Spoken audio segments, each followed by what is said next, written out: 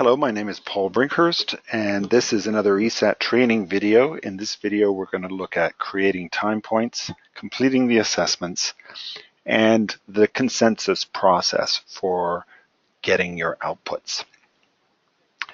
So the first thing that we want to do is confirm that we're looking at a learner that we are the counselor for. So this archive and delete learner button tells us that we are indeed the counselor for both of these people.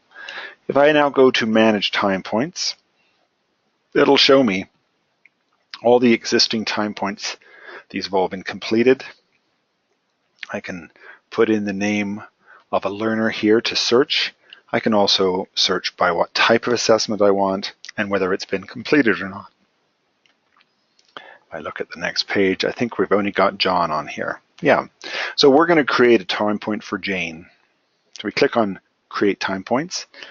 Here are the two learners that I have access to. They're both mine in terms of assigned counselor, so that's good. And what I'm going to do is create a time point for Jane. I have a number of options here. I can select both a staff and a self-assessment. I can do them one at a time. And I have a couple of options here that allow me to do just self with no staff or just staff with no self. What's important to understand is that ESAT tool is based upon you doing both a self and staff assessment. And in fact, it's set up so that it will not let you do repeated staff assessments without completing the self-assessments in some form. So the reason that we have these special ones here are for those odd circumstances where you just want to do a self-assessment and then another self-assessment and so forth. So what this does, if you selected it, is it will create or complete the staff assessment for you so that the staff assessment appears just as a dot in the center of the plot, which doesn't mean anything. And you can complete the self-assessment and it will think that the time point is complete. Likewise, this one will allow you to do the staff assessment and it'll automatically fill in the self-assessment and put a dot in the center for the self, which is meaningless. You want to be careful using these ones. This one, there isn't really any risk, but this one here, the problem with the self-assessments is that often people don't have very good self-awareness, at least at the beginning. They may exaggerate and so forth. So the value of the self-assessment can be, you want to be cautious.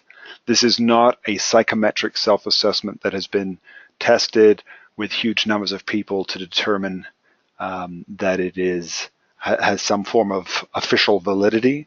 This is more an exercise in self-awareness, and it's a means of getting the plot which sparks conversation between the individual and their counselor. So, it's valuable, but I wouldn't want to use it for a high-stakes decision. So just be cautious. Normally, then you're going to select both, because you want to do the self-assessment and the staff assessment in roughly the same time. Sometimes at the beginning of a program, you might want to do the self-assessment right away and the staff assessment a few weeks later. So you can create the self-assessment first and then come back and create the staff assessment later. When you create the staff assessment, one of the things the tool does is it sends an email to the members of the team telling them to start. So you wouldn't want to create the staff assessment and then have to tell them to wait 3 weeks before they do it. It would just be annoying. So normally we're just going to press staff. I just want to illustrate something to you though. I'm going to press on staff right now and submit. Time points have been created. Okay. So now if we look for Jane, the staff one is no longer valid because there's an active staff time point. I can't click both because there's an active staff one, and neither of these are now valid. So the only one that's left for her is self. So if I wanted to now, I could select self, and I can change the date when I want this completed by at any time if I want to do that. Notice too that I can do this selection for all the members that I have access to. So I could create another time point for John. If I had 15 people here, I could do all 15. And then just click on the submit button and it will create all these time points for us. Okay, and so now if I go back to manage time points, we will see that Jane Eyre now has her self and staff assessments ready to go. If these assessments are not done by the due date, then this note will become red. That's fine. It's just to make you aware that it's late, but it does not change your ability to do those assessments. Okay, so that's how we create the time points and open the door for the assessments. Let's go back to the learner list and have a look at Jane. Notice that it now says fill in a staff assessment here. So what we're going to do is click on that. Every member of staff who is linked to Jane will have got the email. It'll tell them to go in and do their staff assessment. This is what they'll see. First of all, your notes will appear here. Any notes you put in on Jane will appear here. These go back as far as your last assessment. If you're a counselor, then other notes will appear from every other member of the team who've said something about accountability, because your role is to track what's going on in these things and to identify the patterns. So you're aware of what's happening with the other people anyway. You can add a new note about your assessment. I would recommend you not put your score in here, because this note will appear on the note list as soon as you save it, and that could influence other members of the team, and we want them to be scoring independently. So just leave the actual score out. Here you've got the skill definition and exemplars, which you can refer to if you want to remember what these things mean. And there are some scoring instructions you can read. But for the purposes of making this easy, what we're really asking you to do is think about the risk of Jane going out into the workplace and having accountability issues. If you think the risk is extremely low, then you might score her well up in the green. A 6 would suggest that there's no risk. So anything can happen and she will respond appropriately. If you're scoring down here in the red in the 1 range, 1 to 2, then you're saying that the most likely event is bad behaviors. There is a risk of problems, and something needs to be done. The yellow zone is transitional from 2 to 4. The 4 is an interesting score for us in FutureWorks because it's the score that we look for in order to be comfortable to send somebody out on a placement. 4 means that usually under most ordinary circumstances, in most places, with most people, they're going to be okay. So we consider the risk to them and to the employer to be acceptable. So all you've got to do is click on this blue square and drag it, or click anywhere on here, and you'll see your score. So if I wanted to score 4.7, that's where it would be. And I save and continue. Next one comes up for adaptability, and I do the same thing. If I do not move that blue square and I save it, then the system will enter that as question marks because you did not give it a score. Of course, your goal is to be able to give a score for each of these skills. If you don't, that question mark will stay there. And in fact, if I illustrate this, if I back out because for whatever reason I have a phone call or whatever, the system will say finish your staff assessment. And when I go back in, it'll take me back to where I was and let me finish.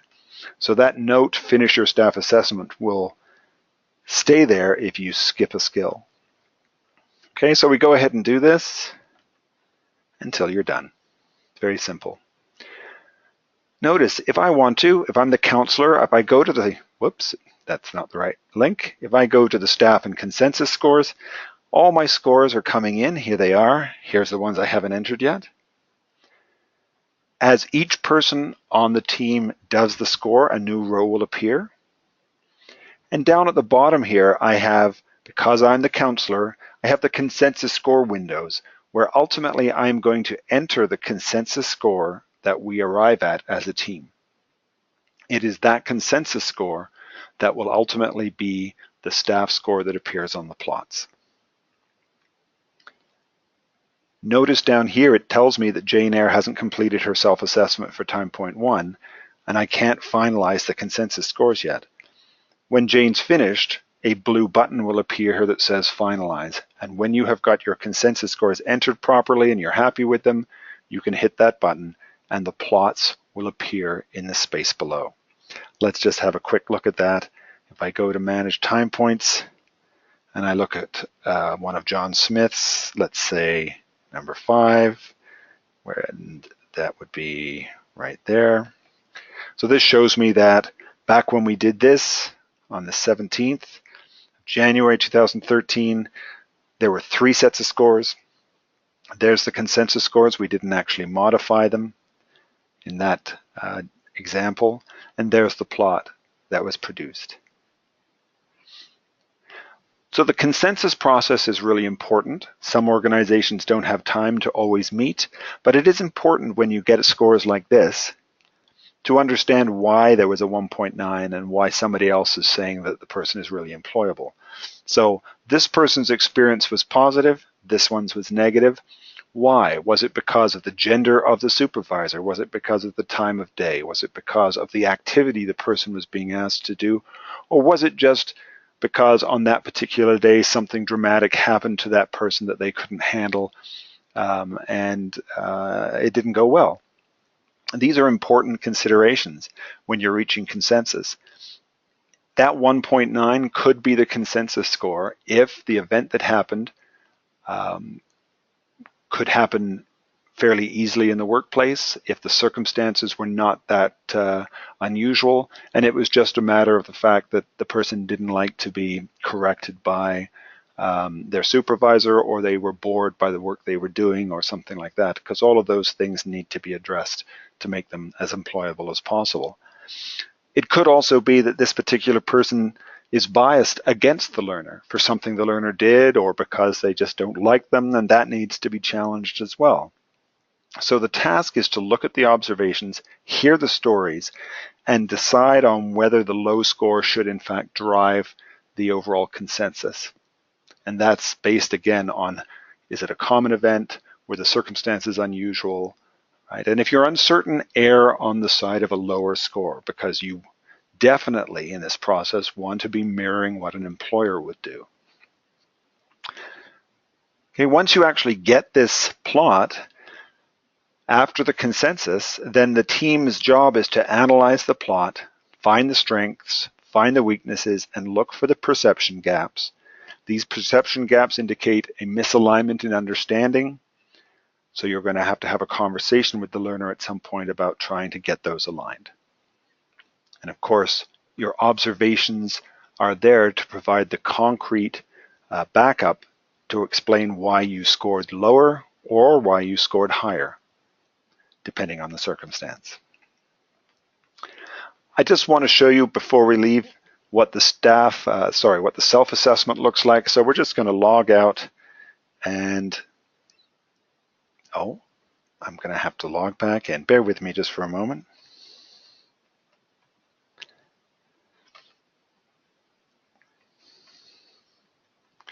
This is just an interesting thing to see if I can't remember the login for Jane Eyre.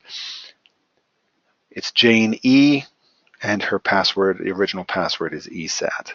So now if I go, I'm going to pretend that I'm Jane E, Jane E, and her password is ESAT. And I log in. So here's Jane's self-assessment questionnaire. Start the form. And here's the first of her questions.